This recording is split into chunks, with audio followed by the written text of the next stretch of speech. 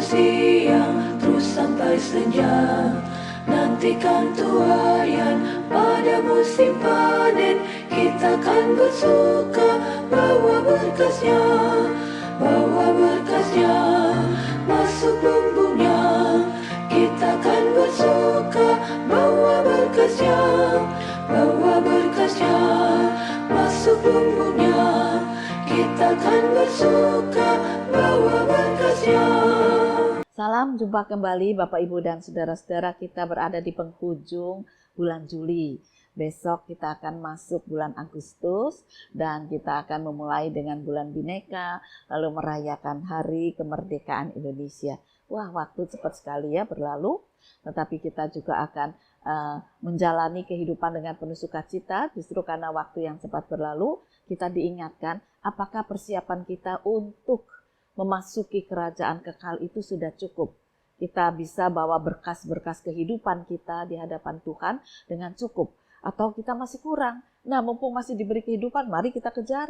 Supaya pada saatnya kita sudah bisa membawa berkas-berkas kehidupan kita dipersembahkan bagi kemuliaan Tuhan. Tema kita adalah bawa berkasnya. Bacaan dari Injil Matius pasal 13, mulai ayat 24 sampai dengan 30. Dan kita akan bersama-sama berdoa.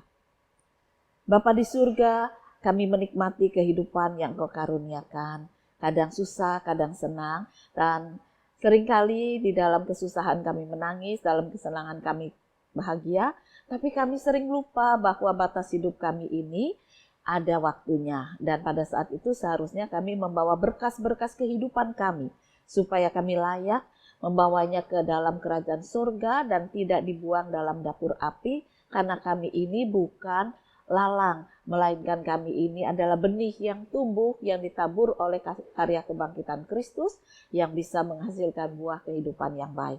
Oleh karena itu berkaryalah, supaya kami juga mempersiapkan diri melalui kehidupan hari lepas hari. Berfirmanlah ya Tuhan, berkati kami semua, berkati hamba-Mu dengan kuasa Roh Kudus. Inilah doa kami dalam nama Tuhan Yesus Kristus. Amin. Yesus membentangkan suatu perumpamaan lain lagi kepada mereka.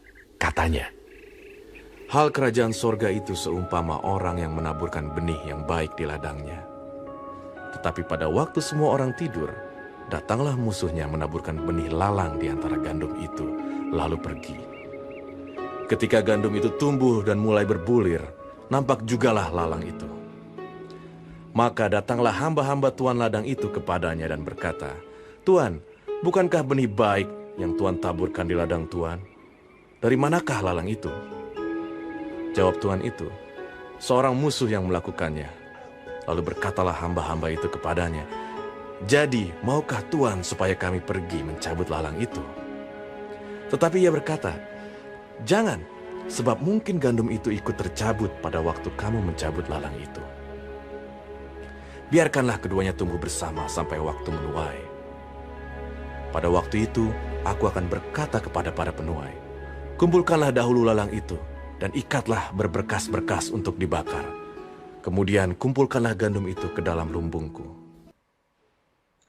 Bapak, Ibu, dan saudara-saudara, beberapa waktu yang lalu ada beberapa orang yang memotong rumput lalang-lalang di sebelah rumah saya. Nah, kenapa? Karena rumputnya itu sudah tinggi-tinggi, semak durinya itu sudah tinggi, lalangnya itu sudah tinggi. Dan ketika sempat ada seekor ular yang agak besar masuk ke halaman depan rumah saya tahu ini masih dari sebelah. Lalu saya minta pemilik tanah sebelah itu membersihkan tanah-tanah lalang-lalang itu dari tanah yang dibiarkan saja kosong. Dan sungguh ketika ada orang yang membersihkan, nah bapaknya itu pertama sendiri. Lalu dia diam aja duduk gitu ya. Saya bilang, loh udah rampung Pak? Belum Bu, ini banyak sekali ularnya. Lari sana lari sini. Aku ya takut dulu katanya ya. Nah lalu dia bilang besok saya mau minta teman. Takut ya, gila taunya tahu-tahu mungkin dia babat di sini, di belakang dia sudah ada ular. Kan dia nggak tahu kalau ada orang dua kan bisa saling mengawasi. Dan akhirnya memang esok hari itu sampai selesai ada 2 orang. Yang menarik bukan saya bicara soal ularnya ya, tetapi ketika Bapak itu membabati tanaman rumput yang tinggi-tinggi besar itu ya. Kemudian di bawah itu ternyata tumbuh tanaman yang berguna. Nah, tumbuh tanaman yang berguna. Lalu saya bilang, Pak, yang ini Bu jangan dibuang, jangan ikut dikumpulkan dalam sampah sana. Tak ambilnya. Ini tanaman berguna. Ini bisa buat obat, gitu ya. Oh, gitu Bu. Oh, kalau gitu saya mau ya monggo. Udah kalau Bapak mau ya ambil saja semua.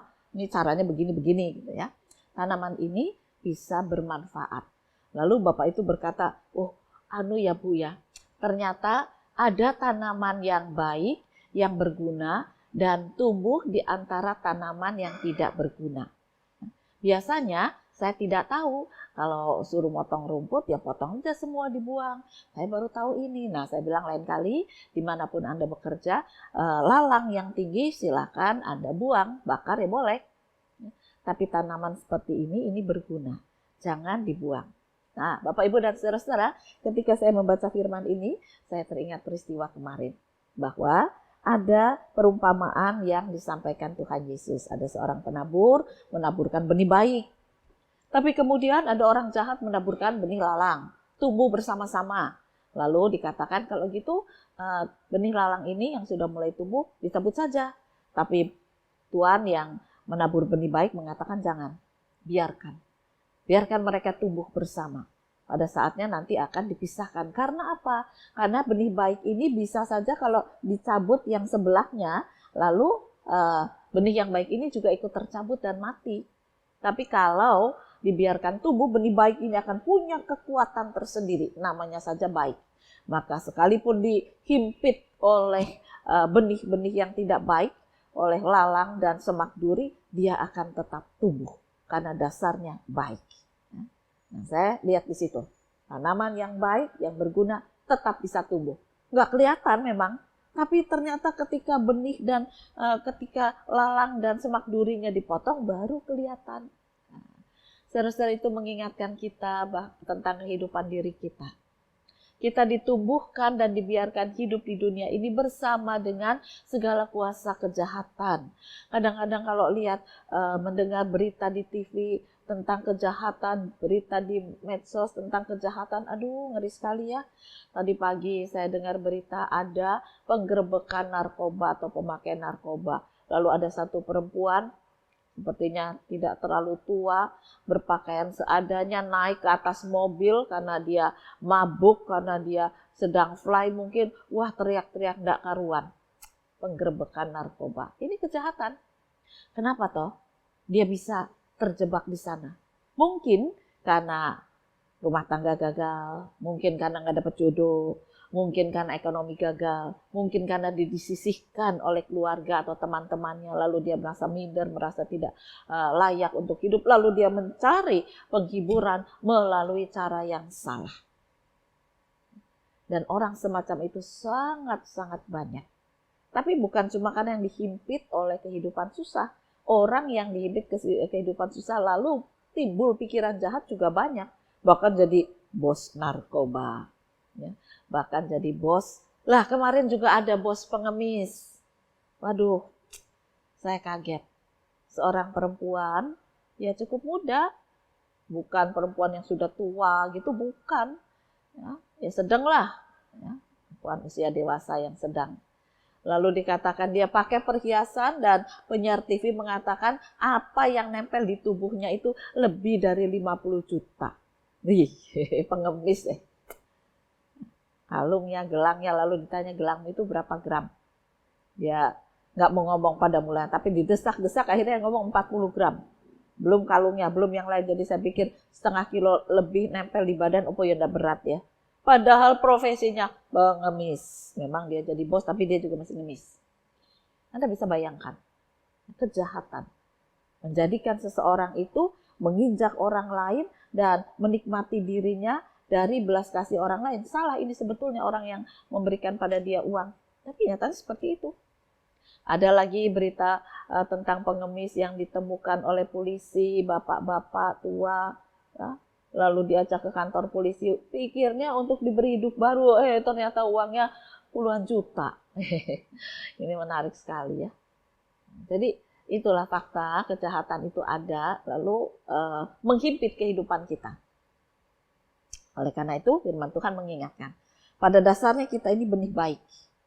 Karena kita sudah diberi kehidupan baru oleh kebangkitan Kristus. Dan dipimpin oleh kuasa Roh Kudus. Allah Bapa yang penuh cinta kasih mengutus putranya, lalu menuntun kita dengan kuasa Roh Kudus. Itu sangat baik.